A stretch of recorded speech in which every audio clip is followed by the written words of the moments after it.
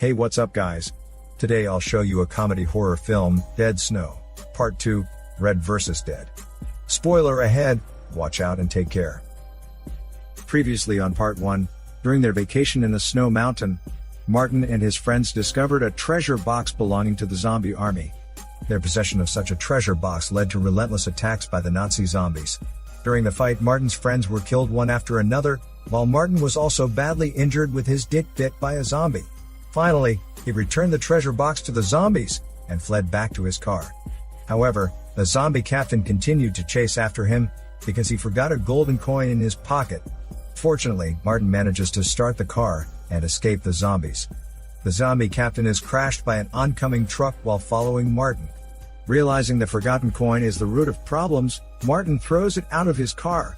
But soon, due to excessive loss of blood, he loses control and crashes his car into the snow.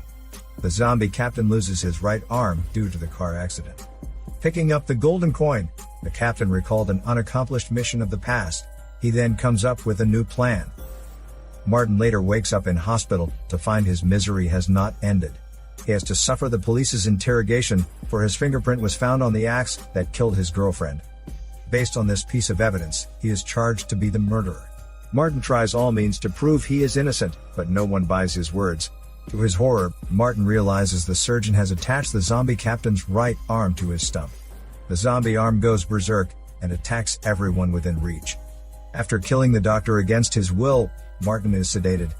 In the meantime, the zombie captain has Martin's lost arm replaced and begins to resurrect more zombie troops. However, their physical bodies decay too much to be of any use.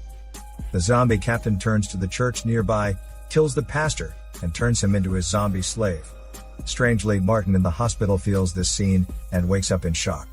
It turns out that after they swap their arms, Martin is able to sense what happens to the zombie captain.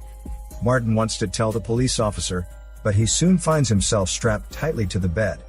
Fortunately, a young boy sneaks into Martin's room. When hearing rumors of a zombie attack, the boy frees Martin and tells him about the zombie hunting squad in American. Just as Martin is thinking about how to get out of the hospital, the zombie arm loses control and suddenly throws the boy out a window. Through the broken window, Martin jumps down to break away. Feeling guilty for the boy, he tries to rescue the boy, but crushes his chest instead. The police officer tries to catch Martin. All of a sudden, the zombied arm kills the officer with a car logo. Without any choice, Martin starts the car and drives away. On his journey, the boy's mobile phone rings. It is from the leader of the American zombie hunting squad. Having heard from Martin what happened, leader says the zombie captain is not any ordinary zombie, but the one cursed with a certain mission. Leader instructs Martin to find out what his mission is before they arrive in Norway. Knowing that some professional help is on the way, Martin feels much encouraged. Little does he know that the zombie squad is far from being professional. It consists of merely 3 American nerdy youths, fanatical at zombie studies. Leader decides to take the whole team to go to Norway.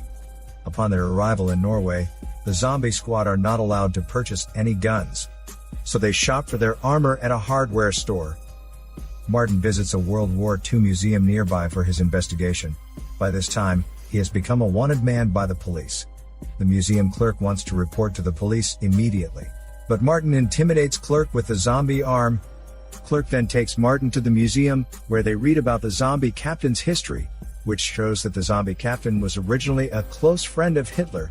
During World War II, he was tasked by Hitler to protect the German fleet's biggest warship at Talvik.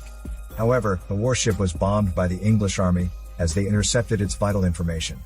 In a fury, Hitler tasked the zombie captain to wipe out Talvik as revenge. Unfortunately, the zombie captain died on his way to Talvik without carrying out the mission. So he can't let go of the grudge even as a zombie, and plans to fulfill that mission. From the map, Martin discovers that the zombie army is supposed to pass by this place. Through the window, they witness the zombie captain and his Nazi zombies are slaughtering a group of tourists outside. Such an unprecedented bloody scene freaks Clerk, and he pukes immediately. After the slaughter, the zombie captain revives a few intact corpses and turns them into zombies. Later, the zombie captain leads his army into the museum. Martin and Clerk, having nowhere to go, escape death by pretending to be mannequins. The zombie captain has his troops arm themselves with old weapons from the museum, including a World War II-era Tiger tank, and then they leave for Talvik. Martin and Clerk come out to survey the carnage. The tourist zombies come to attack Martin, but are easily wiped out by his zombie arm. Martin stretches out his right arm to close the eyes of a dead tourist, which however, resurrects the dead man into an aggressive zombie. In terror, Martin kills the zombie right away. Martin again tries to touch the dead zombie with his right arm, and is surprised to find a group of zombie, revived by the zombie arm's power. However, this unlucky zombie is again killed by the coming leader. Leader and his two teammates gather around the zombie for a photo shoot, revealing that they are nothing but an amateur group. Knowing that Martin has the power to revive and control the dead, Leader comes up with a plan to kill the zombie captain, that is to resurrect the zombie captain's enemy, a Soviet lieutenant and his army, who had been executed by the zombie captain during the war. Leader reasons that once resurrected, the Soviet army will surely take revenge on the zombie captain. Martin, Leader, and a sidekick zombie race to the burial ground of the Soviet army, while the rest work to slow the zombie captain. In the meantime, the zombie captain's army have arrived at Talvik by the tank, and ruthlessly kill everyone along their way. Clerk and zombie squad decide to lead the zombie captain into a local swamp. Clerk acts a bait to draw the zombie army, but the zombie captain, with a smart zombified brain, does not fall for it. He commands a small group of zombies to chase Clerk. When the zombie army gets near, the two girls kill them with pipe bombs. Continuous bombing eradicates the small group of zombies. The zombie captain remains calm and orders to attack them with a tank gun. Clerk and two girls flee in haste. On the other hand, police officers have reached the crime scene at the museum. The sheriff spots Martin in the surveillance video and confirms that Martin is a psychopath serial murderer. After taking the body to the morgue, the greedy sheriff covets the deceased property. Moreover, to solely take the credit for Martin's arrest, the sheriff decides to arrest Martin before the law enforcement officer's arrival. As the night approaches, Martin's car is trapped in the swamp. Martin and Leader put the sidekick zombie's ass under the tire, and then step on the gas to pull the car out. The sidekick zombie is once again revived by Martin. Even though his body is full of wounds, the sidekick zombie remains loyal to Martin. Finally, they discover the graveyard of the Soviet army. Martin resurrects an entire troop of Soviet zombies. However, Martin cannot help but shiver when the masculine Soviet lieutenant walks to him. Thanks to the power of the zombie arm, the Soviet lieutenant and his soldiers become obedient to him. The next day, reports of the Nazi zombies killing come into the police station. The sheriff still doesn't believe that zombie shit, but he deploys the whole team to Talvik just to ensure that he does not miss any credit. By now, the Nazi zombies have arrived at an empty and lifeless Talvik. Martin has evacuated the townspeople, and thus prevents the zombie captain from completing his mission. Soon the Soviet troops confront the zombie captain's army. The zombie captain is immediately tensed up when he sees the Soviet lieutenant. He orders to attack the police with a tank gun, and waits for his ever-approaching enemy. The zombie captain and Soviet lieutenant start a raging fight, while Nazis' military doctors are busy caring for the injured, and get them back to the battle. As the tank runs over the police car, sheriff and his officers flee to the resident's house nearby, and watch the zombie war. Right then, Clerk and the two girls finally come to support Martin. The battle goes well at first, but later the Soviet lieutenant is sneak attacked. During the chaos, the zombie captain takes this chance to terminate his old enemy. By now it is clear to everyone that without killing the zombie captain, this mess will not end. So Martin directly confronts the zombie captain, while Leader attempts to take control of the Nazi zombies' tank, but he struggles to fight with the zombie driver inside. As the Nazi zombie overpowers the Soviet troops, Clerk is killed, and the two girls are besieged.